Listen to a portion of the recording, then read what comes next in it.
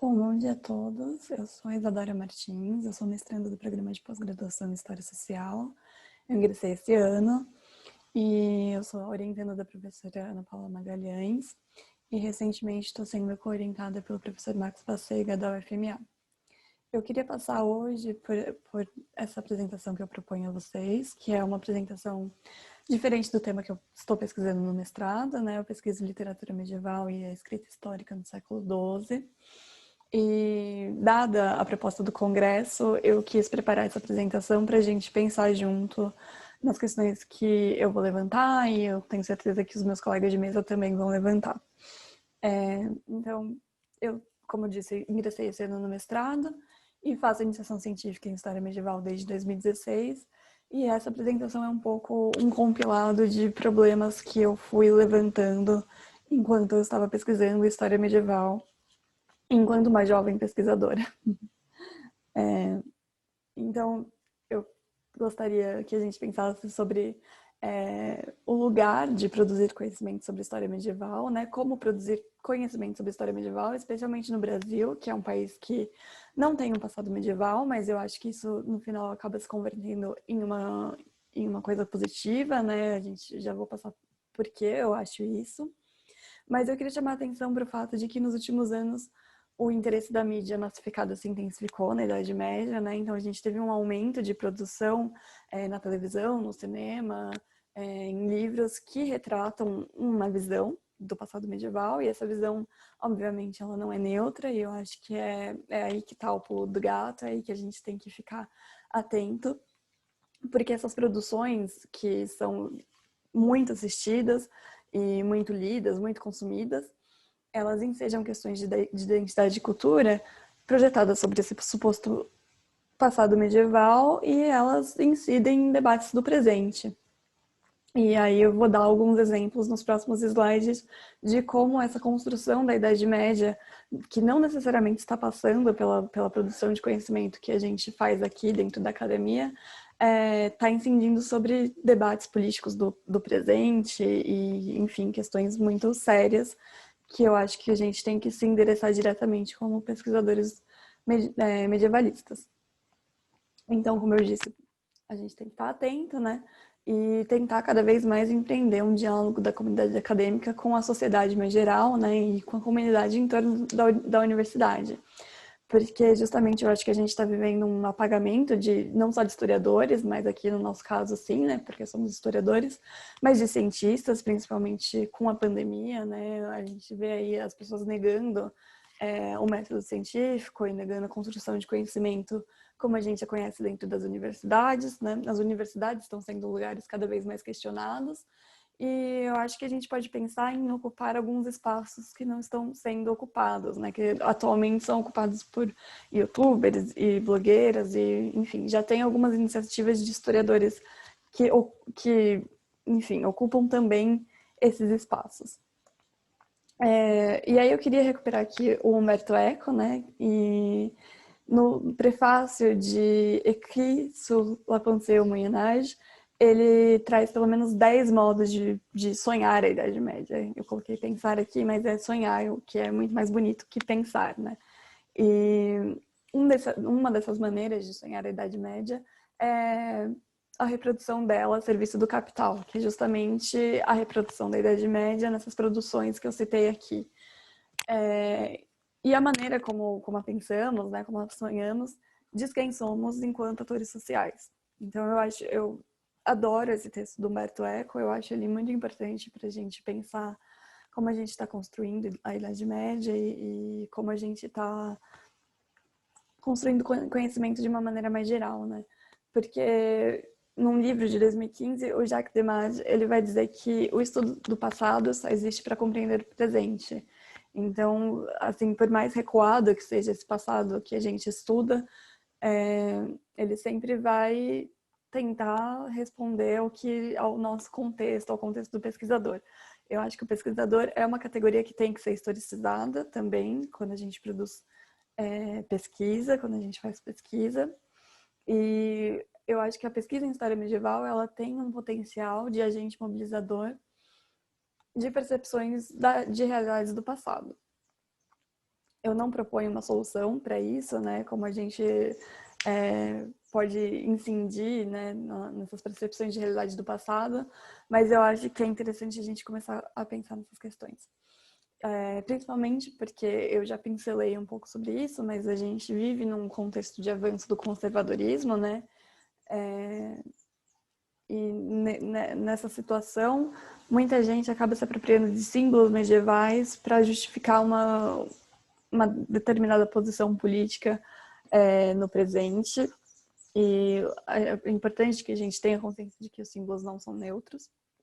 Então, em 2017, eu não sei se vocês lembram, mas a gente tem uma série de marchas em Charlottesville, no estado da Virgínia, nos Estados Unidos. E é uma manifestação de supremacia branca. E o que os medievalistas norte-americanos observaram é que vários manifestantes de Charlottesville estavam empunhando símbolos medievais e escudos e uma indumentária templária. E aí, um grupo de medievalistas norte-americanos fez uma nota a esse ataque, e eu acho que é uma nota muito importante, é um sinal dos tempos.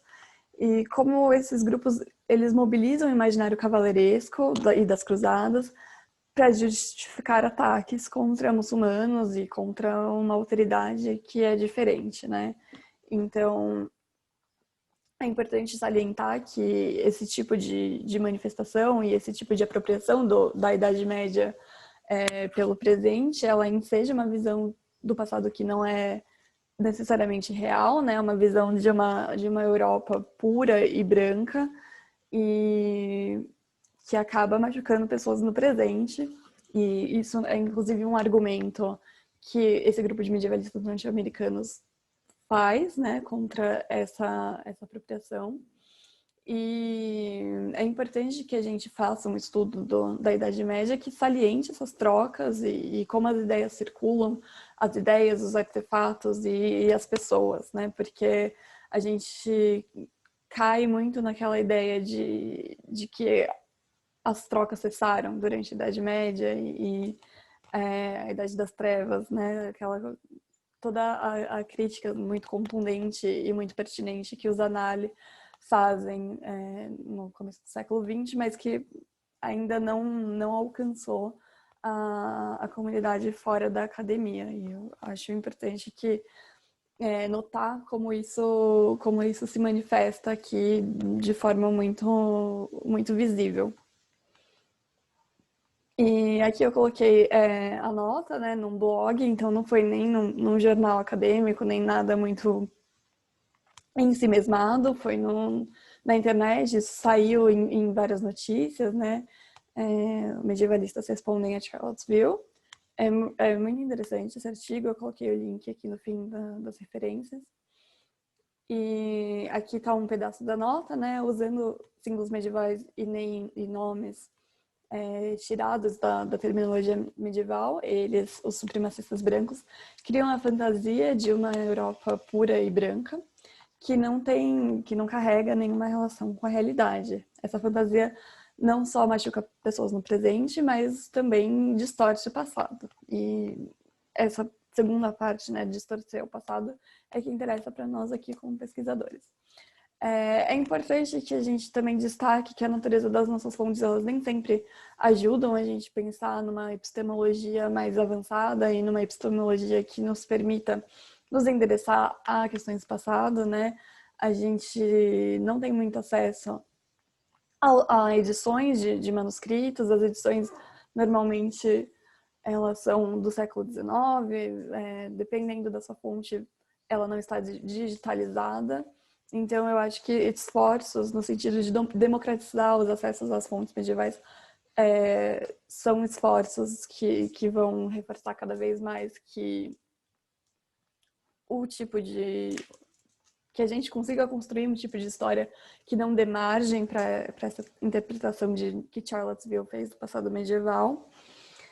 E eu apresento aqui a história global e conectada como uma ferramenta para a gente começar a construir história deslocada desse lugar do nacionalismo, né? porque essas categorias oitocentistas e positivistas, normalmente elas enforçam, né, a história nacional e a construção de mitos nacionais.